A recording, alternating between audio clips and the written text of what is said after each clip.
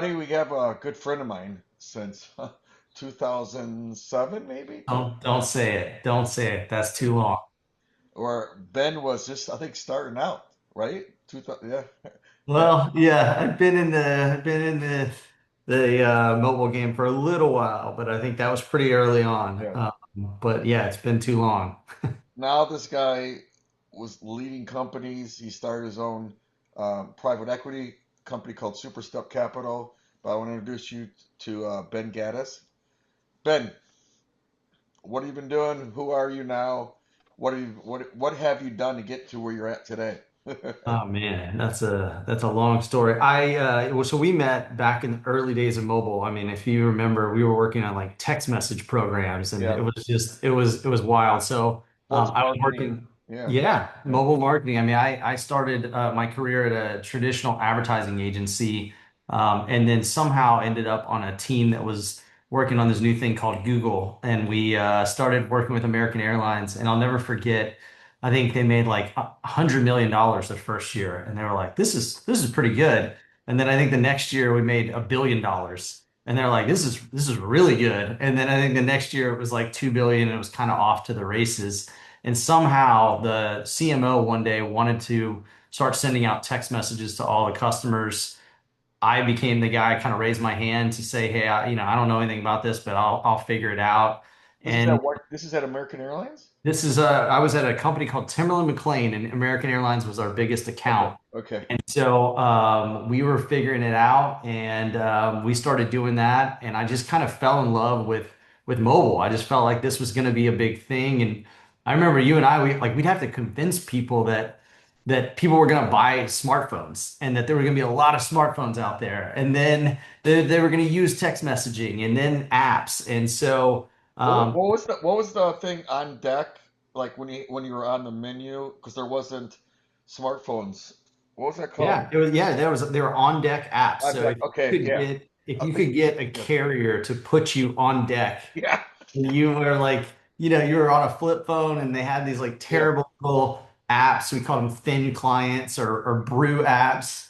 So we built a bunch of that stuff, and then the iPhone came out, and the rest is Think history. yeah. All of a sudden we weren't convincing people this was a big thing. We were really showing them how they could take advantage of it, and how they could build entirely new businesses. And so I had a family business that was an advertising agency in Austin, and I went back there, and just kind of had this theory that we could transform that into one of the leading mobile agencies in the world.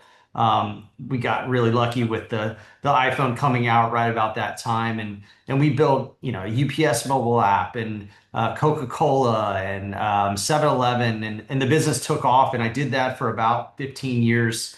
Along the way, sold it to private equity, and learned what that was. And then we sold it again, and had a great exit. But I just felt like this is something I love. It's all I know, and wanted to figure out what to do next. And so I started Superstep Capital with my partner Stuart Coleman, and now we help founders who are running similar businesses. And we're really helping them figure out how to get ready for this AI era, in a new kind of world where services is changing so fast. And yeah, so it's really exciting. And what's your ideal customer profile for you to put money, your private equity into? And is it infusing money or buying a company or both? So we do majority buyouts. So we're buying, more than 50% of the business. We want to partner with founders who have a vision and can really kind of see the space that they're servicing slightly different. Typically, these are consulting firms, digital services firms. So think of like the traditional agency model that I started at, but most of our companies are actually implementing a software. So we have a business in the Snowflake ecosystem. We have a ServiceNow business. We have a business that's focused on Anaplan. But what these companies do is they help their enterprise clients get the most out of the software, and then use it to make the business better as they go. So they're doing ongoing strategic services around that. We typically look at companies that have about 15 million of revenue, up to call it 40 or revenue. We think that's a really nice sweet spot. And they're growing, but they maybe are looking for a partner who can help them take that next step, and that's our core focus. And what's the lesson learned story, TEDx story you could say where, hey, I learned that I did this, it completely failed, but I learned from it, or I did this and it completely won, or completely did something really good that I want to tell folks about. Well, so our whole Superstep Capital business is based on all the things that I screwed up and that we learned along the way. And so there's plenty of those. But I think that the thing that I learned in my career, and I actually just did, I was lucky enough to do this commencement speech the other day. And the thing that I've learned in my career is that there are people um, who raise their hands for new opportunities, and there are people who sort of sit back and wait for those opportunities to Yeah, develop, and they wait and they wait and they wait, they and they missed it. get passed by. Yeah, And so in my career, right when I was on American Airlines, I was in a meeting, I raised my hand and I got this opportunity, and my whole career trajectory changed. And yeah, at way too early of an age, I got way too much responsibility and I got way too lucky, but I was put in all these rooms. And so the thing that I talk about a lot with our team members, with people who are just coming out of school, like just saying yes to these opportunities and raising your hand. Like when I did that, it changed my life. And I think that the people who do that are the people that we're attracted to.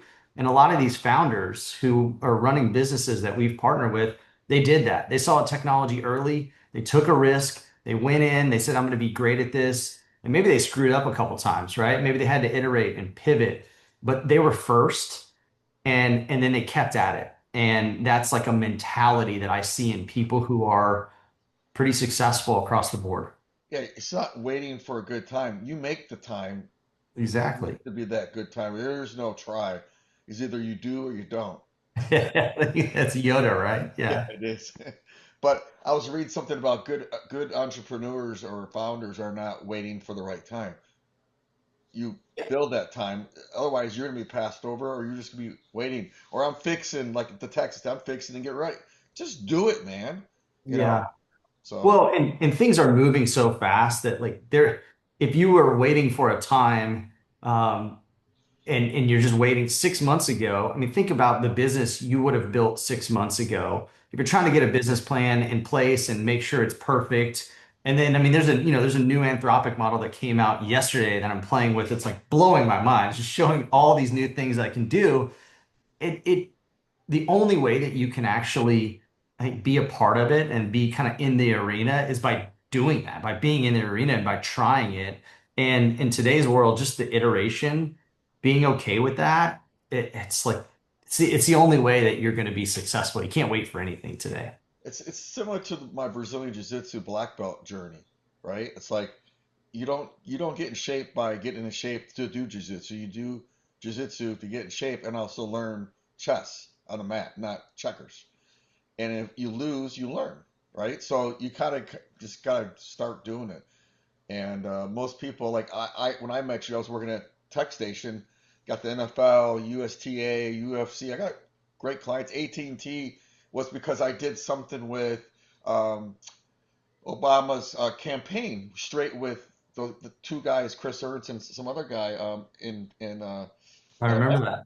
Yeah, and that's the only reason why I got in there. I just did start doing it, and then I started building that. Then sports took off, and I went to the National Sports Forum and SPJ. It's just all these things. Momentum breeds success. So, I saw that in your space too, where you were working. I'm like, man, this guy's just killing it. Now he has his own agency. I was just, man, I want to get to where you're at, and never did. But I started my own company, and I grew it to like 90,000, 100,000 a month. I'm like, okay, Wow. way better than making 250, which is good money. So Well, congrats, yeah, man. It's yeah, awesome. It's yeah. awesome, but I think you're right. It's the focus. And every one of those journeys as I've watched you sort of evolve, it's like building on top of the other one, right? And now you're at the place where you can kind of decide what you want it to be, which is it's a fun place to be. So what's going to happen in the next 5 years for your business? You think?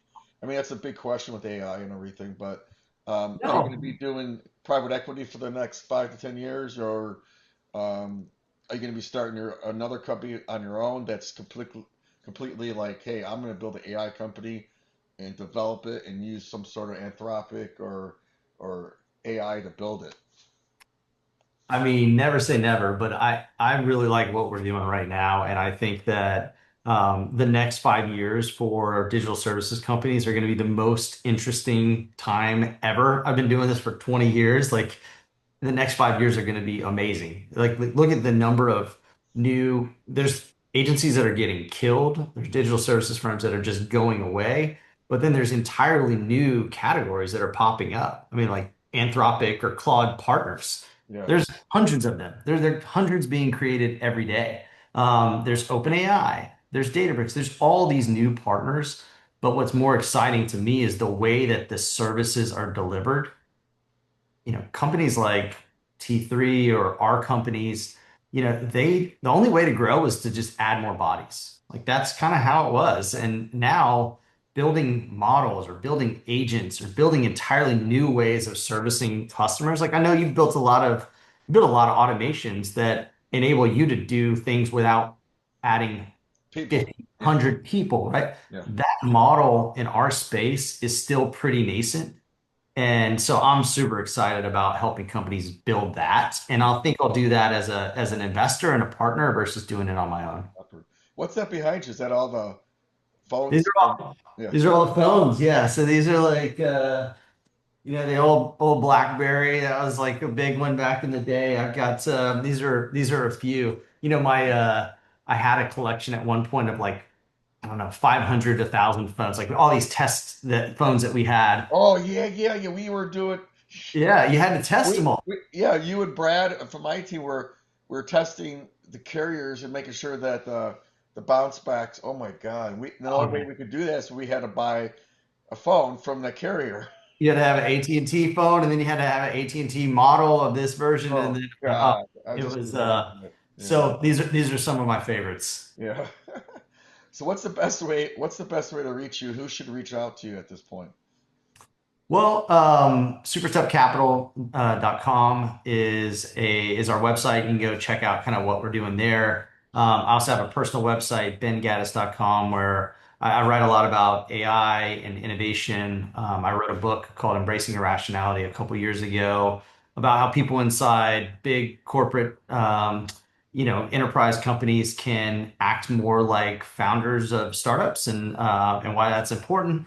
And yeah, companies that are looking for their kind of next step in the digital services space in that 15 to 40 million range, we always love to talk to them. And at a minimum, I think we have hundreds of conversations every year with these companies. And so we get to see some patterns and build some relationships. And at a minimum, we're usually able to point them in the right direction for a partner or, a client or something like that. So would love. What events are you going to where people can meet up with you? We'll be at the Databricks Summit. We'll be at any of the sort of Anthropic or OpenAI events. We go to Google Cloud. We go to all the ServiceNow events, and so any of the technology platforms that we operate in, we're usually at those big yearly events that they have. And what's the best email to reach out to you with? Ben at superstepcapital.com. Thanks for your time, Ben. Good seeing you, brother. Yeah, great to see you.